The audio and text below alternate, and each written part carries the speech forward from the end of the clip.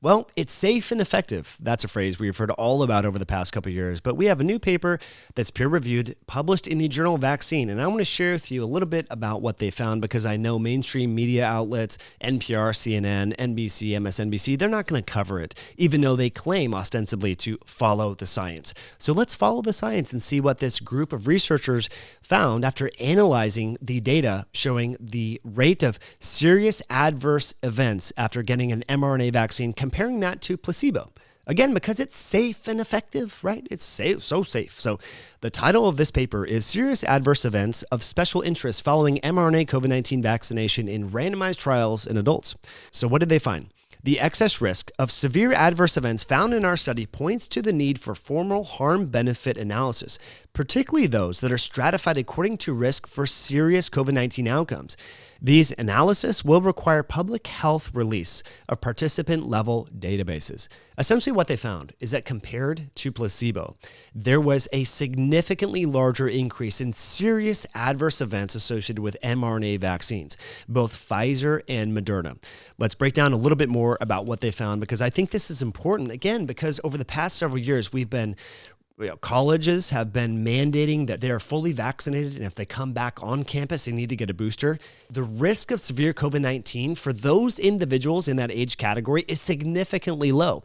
Now, when you actually look at the data and find that the risk of severe adverse events are actually higher than the odds of getting severe COVID-19, then we should do a risk-benefit analysis, should we not? I think this is really important. So let's make a very simple analogy and talk about seatbelts in cars. There's really no downside to wearing seatbelts. When you wear a seatbelt, it doesn't choke you, it doesn't cause blood clots, it doesn't increase your risk of getting a stroke. So of course you wear your seatbelt because the risk of not wearing your seatbelt and then dying in a car accident is significantly higher.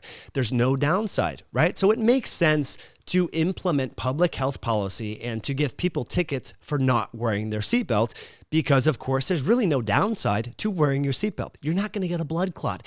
But when studies show that there's a significantly higher risk of getting a serious adverse event, especially for younger people, compared to the seriousness of the actual disease that treatment is intended to prevent, it makes you scratch your head a little bit about these irrational policies and ideas.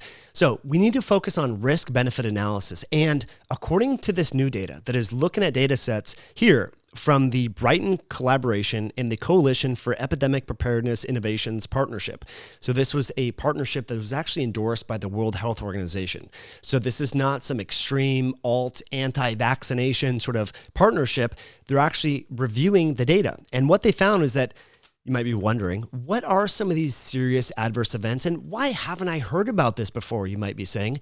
Well, surprise, surprise. Major tech companies like YouTube, like Facebook, like Instagram, what did they do? They censored people for speaking out, for asking questions, for sharing those stories. So any Facebook group that had individuals reporting adverse events from a thing, guess what they did? They deleted those Facebook groups. Why would you want to know if someone was getting a blood clot or had a stroke or some such thing?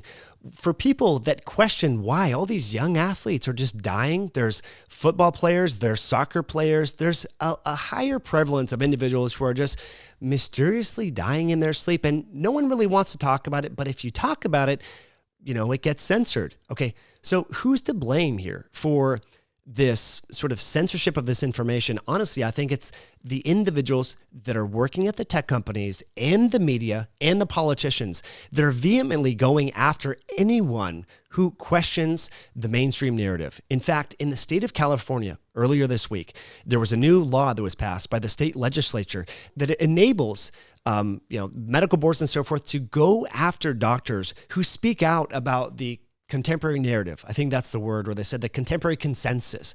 But if you think about that, what is the contemporary consensus? Because being fully vaccinated has changed about 1,000 different times.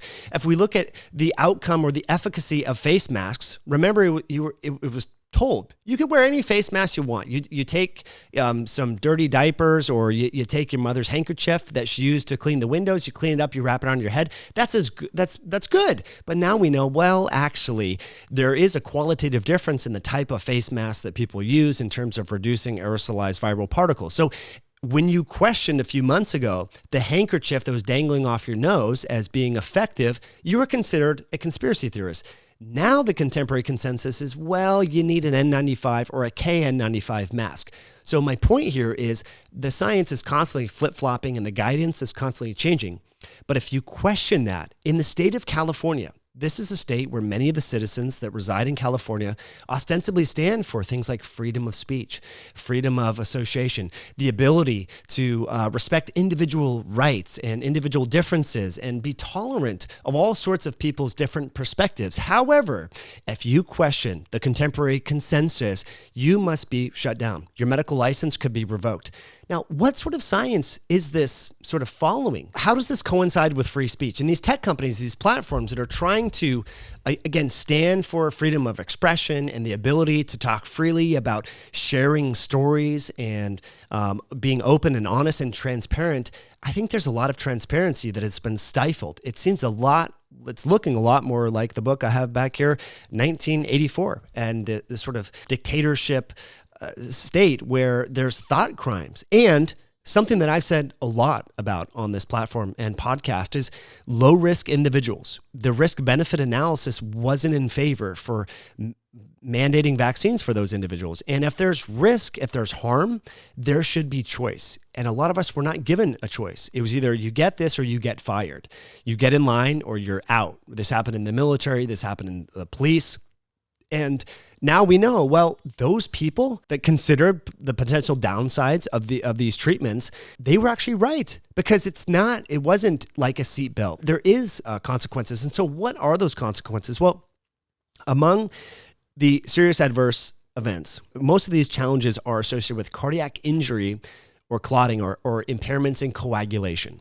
And again, the incidence in terms of per 10,000 vaccinations, this was a 16% higher incidence compared to placebo.